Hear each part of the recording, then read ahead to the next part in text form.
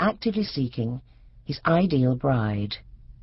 It had been easy to define the qualities and attributes he required in his bride: passable beauty, loyalty, supportive abilities such as hostessly talents, and some degree of intelligence lightened with a touch of humour. Finding such a paragon proved another matter. After spending hours in the ballrooms, he'd concluded he'd be wiser to seek a bride with some understanding of a politician's life. Even better, a successful politician's life. Then he'd met Elizabeth Mollison, or rather re-met her, for, strictly speaking, he'd known her all her life. Her father, Geoffrey Mollison, owned Bramshaw House, and had been the previous member for the district. Brought low by his wife's unexpected death, Geoffrey had resigned the seat just as Michael had approached the party with his grandfather, Magnus Anstruther-Wetherby's, and the Sinsters' backing. It had seemed a stroke of fate. Geoffrey had been relieved to hand the reins to someone he knew. He hoped he'd help now, and support his notion of marrying Elizabeth. She was, in his estimation, remarkably close to his ideal. True, she was young, 19, but she was also well-bred, well-groomed, and unquestionably well brought up, and, so he judged, capable of learning all she needed to know. She was a very English beauty, with pale blonde hair and blue eyes, a fine complexion, and a slender figure well suited to the current fashions. Most importantly, however, she had grown up in a political house. Even more, her aunt, Caroline, had been married to the British ambassador to Portugal. Elizabeth had spent time at the embassy in Lisbon, under her Aunt Caro's wing. Elizabeth had lived all her life in political and diplomatic households, and of course marrying her would strengthen his already strong position locally. That wasn't something to sneeze at, given that by all accounts in the future he'd be spending much of his time on international affairs. Mentally, he rehearsed what he would say to Geoffrey. He did not yet wish to make a formal offer for Elizabeth's hand, but given the connection between himself and the Mollisons, he deemed it wise to sound Geoffrey out. No sense in proceeding if he was set against it. If, over 2 or 3 meetings, Elizabeth proved as pleasant and amenable as she'd appeared in town, they could progress to an offer and thence to the altar, all in good time for autumn. Cold-blooded, perhaps, yet in his opinion a marriage based on mutual affection rather than passion would suit him best. Despite his links with the Sinsters, he did not consider himself as one with them when it came to marriage. He was a different sort of man, not a man to allow his heart to rule his head. A straightforward marriage to a lady close to his ideal, that was what he needed. Ahead, the trees thinned. Beyond, he could see the fields lining the Lyndhurst Lane. A feeling of certainty gripped him. It was the right time for him to marry, to put down deeper roots and grow into the next phase of his life. The lane was a succession of curves, the undergrowth thick enough to screen sounds at any distance. By the time the rattle of the carriage reached him, it was almost upon him. He just had time to draw Atlas to the side of the lane before a gig, out of control and careening wildly, exploded around the bend. It flashed past, heading towards the manor. Grim-faced, a slim woman wrestled with the reins, desperately trying to control the horse. Michael cursed and wheeled Atlas. He was thundering in the gig's wake before he'd even thought. Then he did, and cursed again. Carriage accidents were his worst nightmare. The gig was almost flying. They were gaining, but not enough. Soon the lane would become the drive, which ended in a sharp turn into the forecourt before the manor steps. The horse would take the curve. The gig wouldn't. No more time. Gathering himself, Michael sprang from the saddle to the gig. Lunging, he grabbed the reins and yanked hard. There was no time to worry about anything but halting the horse. Hooves skidded. The horse swung sideways and halted.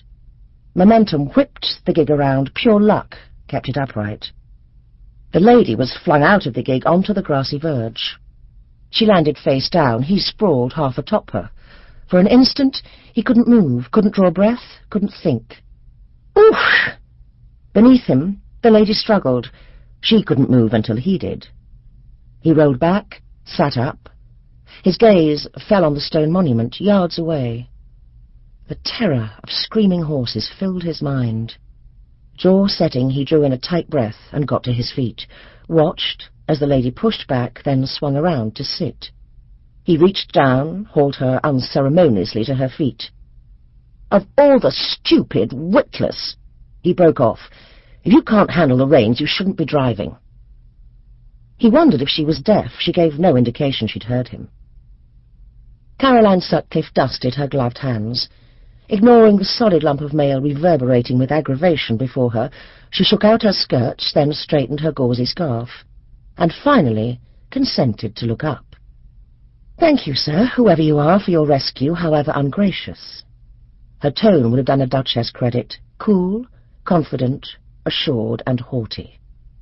Lifting her hand, she shaded her eyes and peered at a strong-featured face with a square jaw.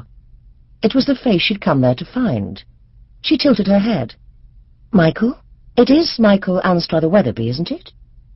Michael stared at a heart-shaped face surrounded by a nimbus of fine brown hair so light it was flyaway, puffed soft as a dandelion crown about her head, at eyes, silver blue, slightly tip-tilted. "Caro!" The name came to his lips without real thought. "Yes, it's been years since we've spoken." Her gaze grew vague as she cast her mind back. "At Camden's funeral," he reminded her. Her late husband, Camden Sutcliffe, a legend in diplomatic circles, had been His Majesty's ambassador to Portugal. Caro had been Sutcliffe's third wife. "You're right, 2 years ago." "I hadn't seen you about town." He had, however, heard of her. The diplomatic corps had dubbed her the Merry Widow. "How are you faring?" "Very well, thank you.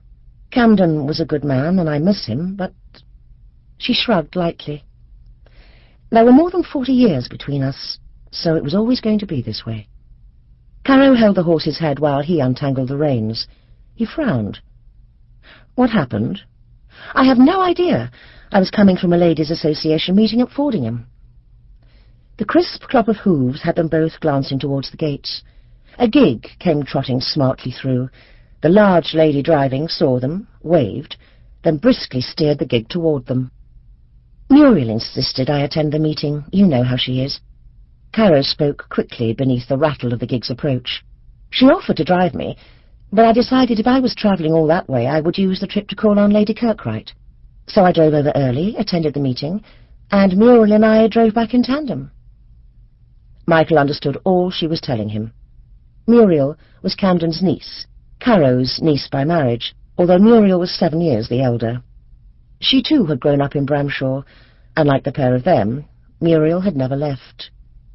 More to the point, Muriel had elected herself the organiser of the parish, a role she'd filled for years.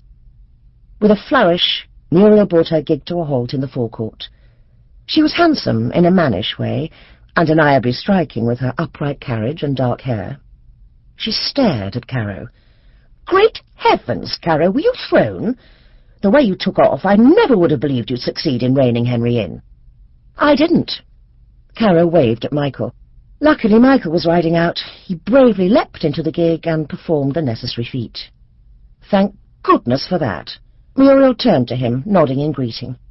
"Michael, I didn't know you'd returned. I arrived this morning. Have you any idea why Henry bolted? I've checked reins and harness. There doesn't seem to be any obvious cause." Muriel frowned at Henry. "No. Caro and I were driving home together. Then Caro turned into your lane and waved. She was just a little way along when Henry started, then—" Muriel gestured. "Off he went." She looked at Caro. "Now you're safe. I must get on." Muriel glanced at Michael. "We were discussing arrangements for the church fete, and I must make a start. I assume you'll be attending?" He smiled easily. "Of course. My regards to Hedderwick and George, if you see him." Muriel inclined her head. She exchanged a gracious nod with Caro, then eyed Caro's gig, presently blocking the exit from the forecourt. Michael glanced at Caro. "Let's take Henry to the stables. I'll have Hardacre examine him." Caro led Henry forward. Once they cleared the forecourt, Muriel trotted her horse past and around towards the gates. Atlas